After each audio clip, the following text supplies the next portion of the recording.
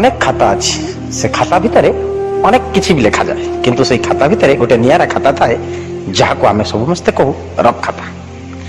S news Odia प्रयोजन आम एक नुआ स्टोरी इमेज ओडिया साहित्यर एक नुआ विप्लव को नहीं आम आपन को देखाइबू सबुदिन ठीक संध्या नुआ धारावाहिक रफ खाता। हाँ दर्शक बंधु आपको आम रफ खातार ना एपाई तो जीवन में सब मूल्यवान हूँ रफ खाता। कहीं या रफ तो कही पारती किंतु प्रकृत में से खाता जे केते महान आम जीवन में आमर नुआ धारावाहिक रफ खाता देखिले आपण माने जानि परिबे। याको संयोजना करिसेंती अध्यापक प्रफुल्ल साहू आउ एतरे सह संपादिका अछंती प्रगति भुइया आउ प्रयोजक प्रसन्न कुमार दास। एस न्यूज ओडिया इ नुआ प्रयास कवि लेखक और गाल्पिक को नहीं आपण माने देखिबा को जमा भूलिबेनी। आमर स्टोरी इमेज ना होउची रफ खाता। नमस्कार दर्शक बंधु, स्टोरी इमेज रफ खाता को आपण मानकु स्वागत। हाँ श्रोता बंधु, ईश्वरंक जगत नारी एक अपूर्व सृष्टि। जीवन सारा ताकू केवल कष्ट जंत्रणा निंदा अपमान और भर्सना मध्य बंचवाक पड़े। एते सब परे मध्य से पछघुंचा न दे सब किछि सही जाए। ता संघर्ष अविरत मध्य जारी रखि थाए। स्नेह ममता और धैर्यर मूर्तिमंत प्रतीकता हेउची सेही नारी। आखिर लुह को ओठरे पान करी हसी हसी सब कष्ट को सही जाई अन्यर मंगल कामना करुथिबा सर्वपूजिता चिरबंदनिया सर्वंश हेउची नारी। नारी सीए जहाको मन दिए ताहाको देह दिए ना, जहाको देह दिए ताको भल पाए ना, जहाको भल पाए ताको मध्य विवाह करे ना, और जहाको विवाह करे ताको निज मन कथा खोली कहि पारे ना। आज से नारी और पुरुषर संपर्क को नहीं आज रफ खाता माध्यम आम पाखक आसी कवयित्री कांचन साहू और कवयित्री डॉक्टर गीतांजलि पंडा। चलंतु सुनिबा सेमानकर संपूर्ण कविता। नमस्कार, मु कांचन साहू वर्षा। आज मु मोर एक कविता आवृत्ति करने को जाऊँगी। मो कविताटीर शीर्षक हेउछि शाशुघर। झीयटी जाए जेबे ता शाशुघर सबुकिछि करिदेई से सात पर।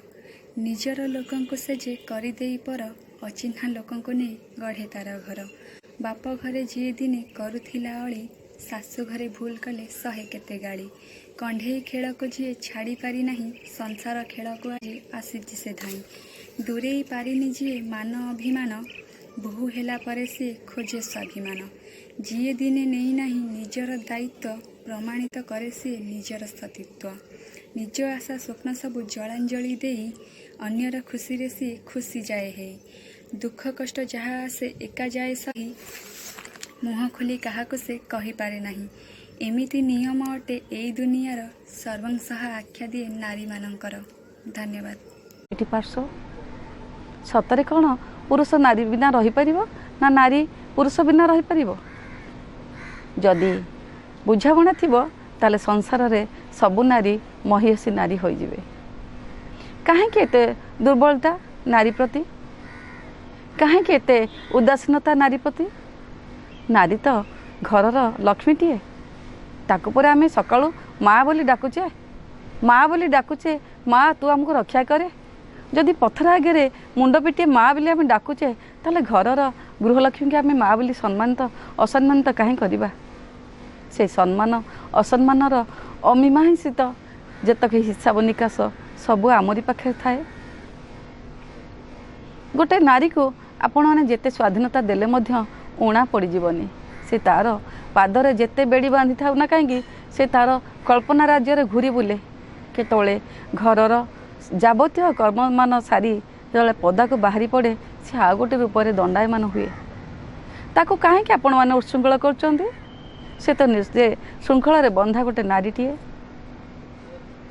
ताको कहीं बेणी मुक्त बोली कहते से तो सात स्वरर सात बंधारे गोटे बंधनटीए।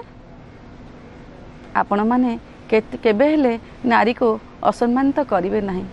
तार आखिर लुहरे आपणकर जो पिंधिचंती से सब ओदा हो जीवो, भिजी जीवो ओठर मधुर स्पर्श।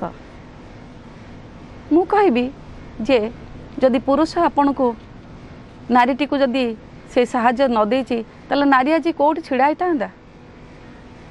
जदि आपण ताको छाड़ी न था ताले नारी आज कल्पना साम्राज्य बुली था केमती?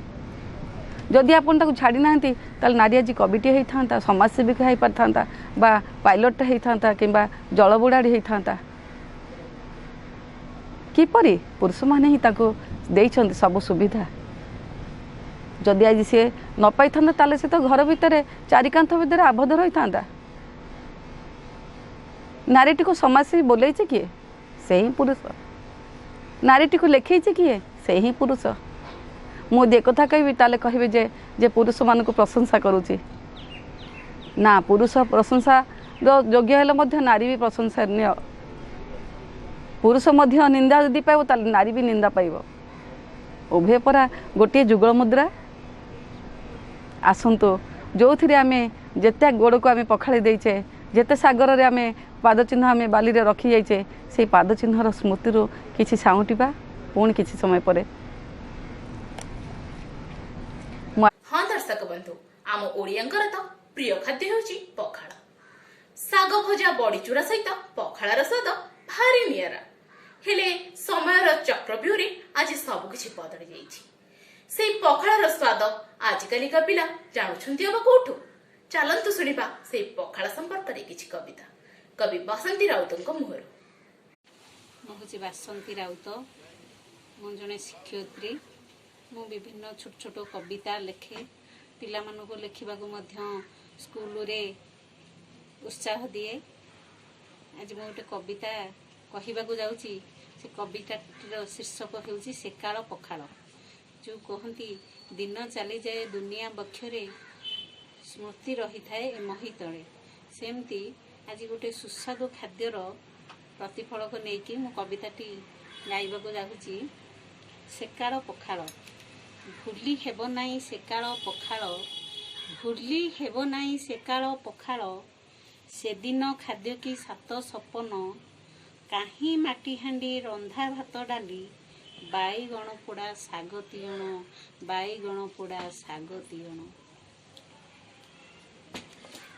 बिना सार दिया आलू मुग धान मुग बिरी बिना सार दिया धान मुग बिरी घणा तेल ढिंकी कुटा चाउल भली भली पनी परिबा सुआद मने पड़ीगले बहुची लाल मने पड़ीगले बहुची लाल हजित गलाणी गुंडा घसी जड़ा नई चुना माछ पतर पोड़ा माटी पलमर ताल पोड़ पिठा काहीं ढिंकी कुटा नालिया चूड़ा काहीं ढिंकी कुटा नालिया चूड़ा बुड़ी तो जाउची देसी गाई क्षीर दही छेना भल खासी मांस सेकाल सुषुम खाद्य पदार्थ को एबकार खाद्य कलाणी ग्रास एबकार खाद्य कलाणी ग्रास नमस्कार शेष जगन्नाथ संस्कृति को नहीं आम पाखक आसी डॉक्टर निरंजन साहू चलतु शुणा मुहर किछि नीलाचल निवासाय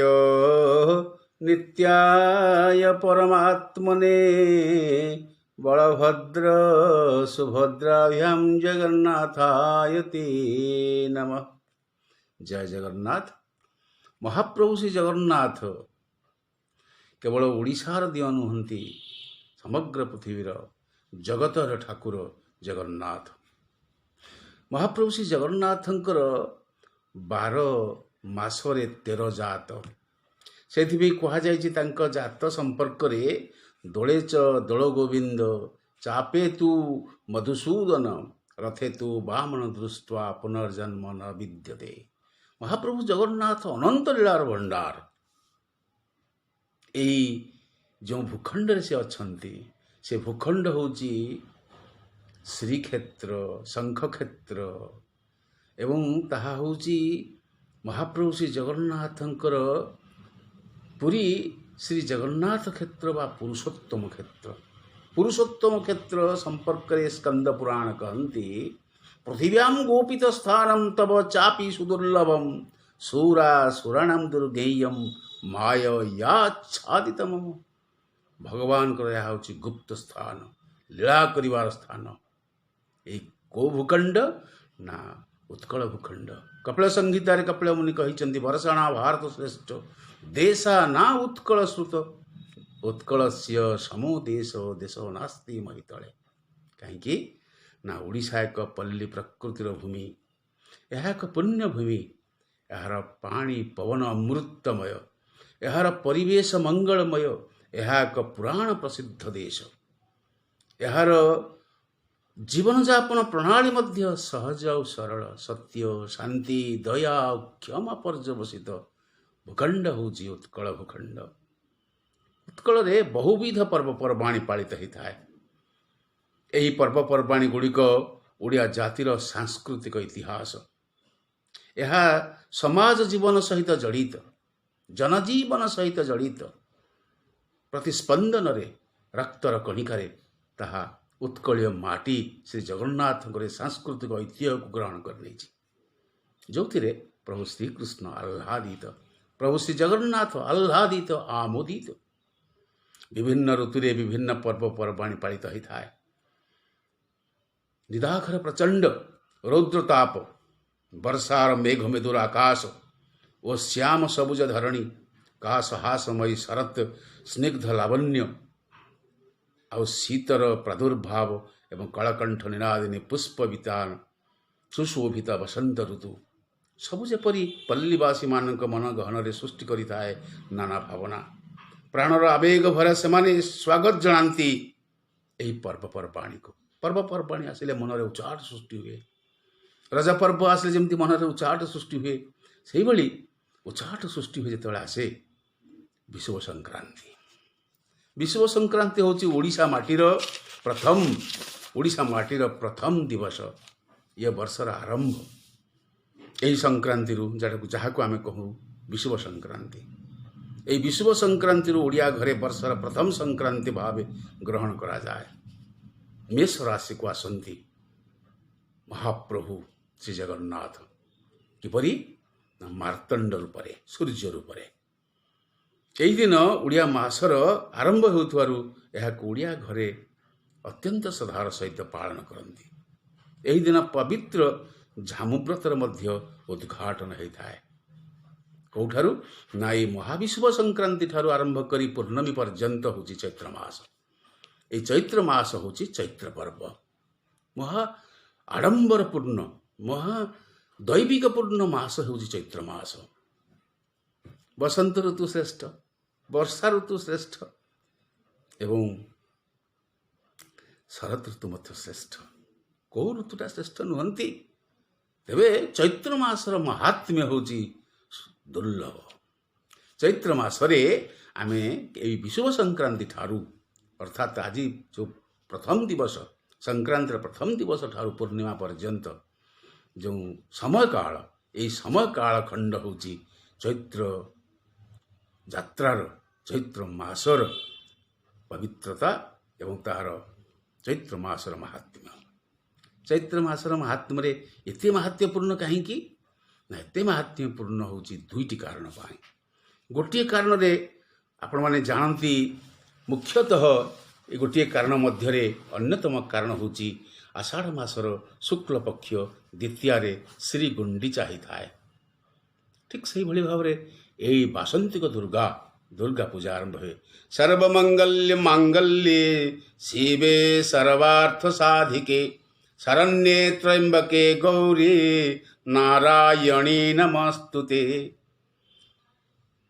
ମା ଦୁର୍ଗାଙ୍କର ପୂଜା ଆରମ୍ଭ ହୁଏ ଏବଂ ଏହି ମାସରେ ହୁଏ ଚୈତ୍ର ଗୁଣ୍ଡିଚା। ଗୋଟିଏ ପକ୍ଷରେ ଆଷାଢ଼ ମାସରେ ହୁଏ ଶ୍ରୀ ଗୁଣ୍ଡିଚା। ମହାପ୍ରଭୁ ଶ୍ରୀ ଜଗନ୍ନାଥ ସମସ୍ତଙ୍କର ପତିତପାବନ ଭାବରେ ରଥ ଆରୂଢ଼ ହୋଇ ସମସ୍ତଙ୍କୁ ଦର୍ଶନ ଦେବା ପାଇଁ, ସମସ୍ତ ଦୁଃଖ କ୍ଲେଶ ମହାମାରୀକୁ ବିନାଶ କରିବା ପାଇଁ ଆସନ୍ତି ରଥ ପୃଷ୍ଠକୁ ଏବଂ ଗୁଣ୍ଡିଚା ଯାତ୍ରା କରନ୍ତି, ତାହା ଶ୍ରୀ ଗୁଣ୍ଡିଚା। ଅପରପକ୍ଷରେ ଏହି ଚୈତ୍ର ମାସରେ ମଧ୍ୟ ମହାପ୍ରଭୁ ଶ୍ରୀ ଜଗନ୍ନାଥ ଏବଂ ଲିଙ୍ଗରାଜ ମଧ୍ୟ କ'ଣ କରନ୍ତି? ନା ଗୁଣ୍ଡିଚା ଯାତ୍ରା କରନ୍ତି। ତାକୁ ଚୈତ୍ର ଗୁଣ୍ଡିଚା କୁହାଯାଏ। ଆରମ୍ଭ ହୁଅନ୍ତି ବାସନ୍ତିକ ଦୁର୍ଗା ପୂଜା। ଆପଣମାନେ ଜାଣନ୍ତି, ପ୍ରାୟତଃ ପ୍ରଥମେ ଆରମ୍ଭ ହୁଏ ବିଲ୍ୱବରଣ ବା ଶ୍ରୀମନ୍ଦିରରେ ଚୈତ୍ର ଗୁଣ୍ଡିଚା। ଏଇଠାରୁ ଆରମ୍ଭ ହୁଏ ବାସନ୍ତିକ ଦୁର୍ଗା ପୂଜା। ବାସନ୍ତିକ ଦୁର୍ଗା ପୂଜା ଆପଣମାନେ ଜାଣନ୍ତି, ସପ୍ତମୀ ପର୍ବ, ଅଷ୍ଟମୀ ମହାଅଷ୍ଟମୀ ଯେଉଁ ହୁଏ, ମହାଅଷ୍ଟମୀରେ ଅଶୋକାଷ୍ଟମୀ ହୁଏ, ଲିଙ୍ଗରାଜଙ୍କ ରଥଯାତ୍ରା ହୁଏ, ଏଠି ହରିହର ଉପାସନା ହୁଏ। ହରି ହେଉଛନ୍ତି ଶ୍ରୀ ଜଗନ୍ନାଥ, ହର ହେଉଛନ୍ତି ଦେବ ଦେବ ମହାଦେବ। ଏବଂ ଆପଣ ଏଇ ଭୂଖଣ୍ଡରେ ଗଣେ ନାରାୟଣେ ରୁଦ୍ରେ ଅମ୍ବିକେ ଭାସ୍କର ତଥା ଭିର୍ନ ଭିର୍ନ ନ କର୍ତ୍ତବ୍ୟମ୍ ପଞ୍ଚଦେବ ନମସ୍ତୁତେ। ପଞ୍ଚଦେବ ଦେବତାଙ୍କର ଉପାସନା ହୁଏ, ଗଣେଶଙ୍କର ଉପାସନା ହୁଏ।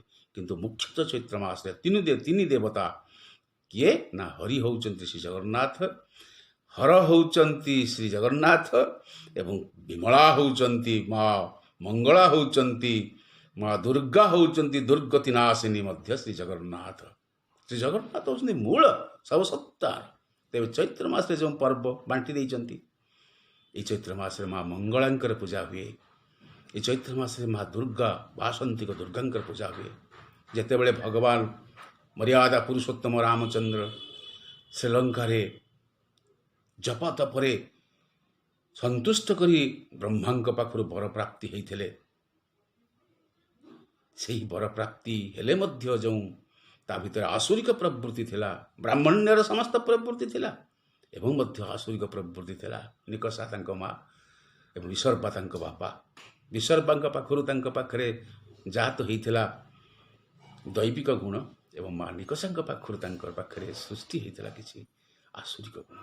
ସେ ଆସୁରିକ ଗୁଣର ବଶବର୍ତ୍ତୀ ହେଇ ଯେତେବେଳେ ରାବଣ କିଛି କିଛି ବିପାକ କାର୍ଯ୍ୟ କଲା ଏବଂ ଇଚ୍ଛା କଲା ଅନ୍ୟ ପକ୍ଷରେ ଇଚ୍ଛା କଲା ଯେ ପ୍ରଭୁ ନ ଆସିଲା ପର୍ଯ୍ୟନ୍ତ ମୋର ଏଠୁ ନିସ୍ତାର ନାହିଁ, ସେଇଥିପାଇଁ ସେ ଭଗବାନ ମର୍ୟାଦା ପୁରୁଷୋତ୍ତମ ରାମଚନ୍ଦ୍ର ଓ ଲକ୍ଷ୍ମଣଙ୍କୁ ମଧ୍ୟ ନେଇ ଆସିବା ପାଇଁ ସେ ତାଙ୍କୁ ତତ୍ପୂର୍ବରୁ ନେଇ ଆସିଥିଲା। ଏବଂ ଯେତେବେଳେ ମର୍ୟାଦା ପୁରୁଷୋତ୍ତମ ରାମଚନ୍ଦ୍ର ସୀତାଙ୍କୁ ଉଦ୍ଧାର କରିବା ପାଇଁ ଗଲେ, ସେତେବେଳେ ବାସନ୍ତିକା ଦୁର୍ଗା ପୂଜା କଲେ ଏବଂ ବାସନ୍ତିକ ଦୁର୍ଗା ପୂଜା ଯେତେବେଳେ କଲେ ଏଇ ଚୈତ୍ର ମାସରେ ଯେତେବେଳେ ଆରମ୍ଭ ହେଲା, ବର୍ତ୍ତମାନ ବାସନ୍ତିକ ଦୁର୍ଗା ପୂଜା ଚାଲିଛି, 13 ତାରିଖରୁ ଆରମ୍ଭ ହୋଇସାରିଲାଣି। ବେଲ୍ଲବରଣ ହୋଇସାରିଲେଣି ମା ଦୁର୍ଗା।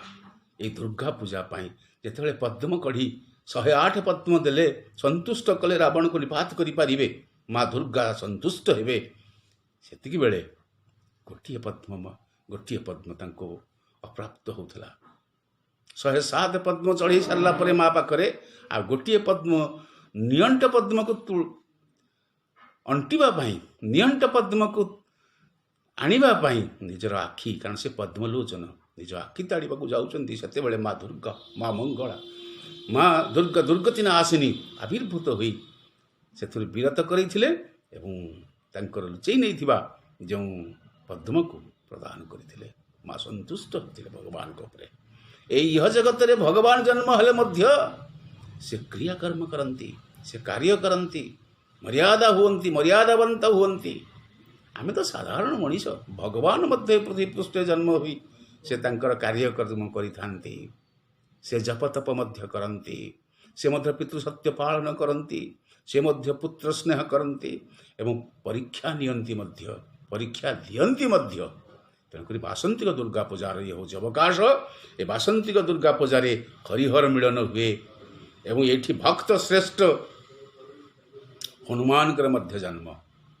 ହନୁମାନ 4 ଯୁଗରେ ଅଛନ୍ତି, 4 ଯୁଗ ପୁର ଦ୍ୱାପର, 4 ଯୁଗରେ ସେ ଅଛନ୍ତି ଏବଂ ଏହି ଦିନରେ ମଧ୍ୟ, ଏହି ମାସରେ ମଧ୍ୟ ମର୍ୟାଦା ପୁରୁଷୋତ୍ତମ ଶ୍ରୀ ରାମଚନ୍ଦ୍ରଙ୍କର ନବମୀ ଅର୍ଥାତ୍ ତାଙ୍କର ଜନ୍ମ ଉତ୍ସବ ପାଳନ ହୁଏ। କେତୋଟି କାର୍ଯ୍ୟ ହେଲା? ଗୋଟିଏ କାର୍ଯ୍ୟ ହେଉଛି ଶ୍ରୀଗୁଣ୍ଡିଚା, ଶ୍ରୀ ଜଗନ୍ନାଥଙ୍କର ଶ୍ରୀଗୁଣ୍ଡିଚା ଅନୁସାରେ ଚୈତ୍ର ଗୁଣ୍ଡିଚା, ବାସନ୍ତିକ ଦୁର୍ଗା, ଶ୍ରୀରାମ ନବମୀ, ହରିହର ଉପାସନା ଏବଂ ହିଙ୍ଗୁଳା ଯାତ୍ରା। ମା ଦୁର୍ଗା ହିଙ୍ଗୁଳା ରୂପରେ ମଧ୍ୟ ପୂଜା ପାଆନ୍ତି ଏହି ମାସରେ। ଏବଂ ଶେଷରେ ଆସନ୍ତା 27 ତାରିଖରେ ଆପଣମାନେ ଦେଖିବେ ଚୈତ୍ର ପୂର୍ଣ୍ଣିମା। ଚୈତ୍ର ପୂର୍ଣ୍ଣିମାରେ କେଉଁଠାରୁ ଆରମ୍ଭ ହେଲା ନା ବିଷୁବ ସଂକ୍ରାନ୍ତି ଠାରୁ ଆରମ୍ଭ କରି ଚୈତ୍ର ପୂର୍ଣ୍ଣିମା ପର୍ଯ୍ୟନ୍ତ ମାସର ମହାତ୍ମ୍ୟ ମା ଦୁର୍ଗାଙ୍କୁ ସନ୍ତୁଷ୍ଟ କରିବା ପାଇଁ ଏ ମାସର ପ୍ରୟୋଜନୀୟତା ଅଛି। ଏ ମାସରେ ମା ବାସନ୍ତିକ ଦୁର୍ଗା ଆବିର୍ଭୂତ ହୁଅନ୍ତି, ଜଗତକୁ କଲ୍ୟାଣ ପ୍ରଦାନ କରନ୍ତି। ମା ଦୁର୍ଗାଙ୍କ ପାଖରେ କୋଟି କୋଟି ପ୍ରଣାମ। ମା ଏ ମହାମାରୀ କରୋନାରୁ ଏ ଜଗତକୁ ଉଦ୍ଧାର କର ମା, ଏ ଜଗତକୁ ଉଦ୍ଧାର କର ମା କହି ଆମେ ପ୍ରାର୍ଥନା କରିବା। এই ଚୈତ୍ର ମାସର ମହିମା ଅଟାନ୍ତର ନାହିଁ। ଜୟ ଜଗନ୍ନାଥ, ଜୟ ଜଗନ୍ନାଥ, ଜୟ ଜଗନ୍ନାଥ। ଆମ ରକ୍ ଖାତା କାର୍ଯ୍ୟକ୍ରମ ଆପଣମାନଙ୍କୁ କେମିତି ଲାଗିଲା ମତାମତ ମାଧ୍ୟମରେ ନିଶ୍ଚିନ୍ତ ଜଣାଇବେ। ହଁ ଦର୍ଶକ ବନ୍ଧୁ, ଲାଇକ୍, ସେୟାର ଓ ସବସ୍କ୍ରାଇବ୍ କରିବାକୁ ଜମାରୁ ଭୁଲିବେ ନାହିଁ। ଆଜି ପାଇଁ ଏତିକି, ରହୁଛି, ନମସ୍କାର। ତେବେ ଆପଣଙ୍କ ମୋବାଇଲରେ କବିତା ହେଉ, कि गल्प निजे पढ़ी आम व्हाट्सएप नंबर को पठातु।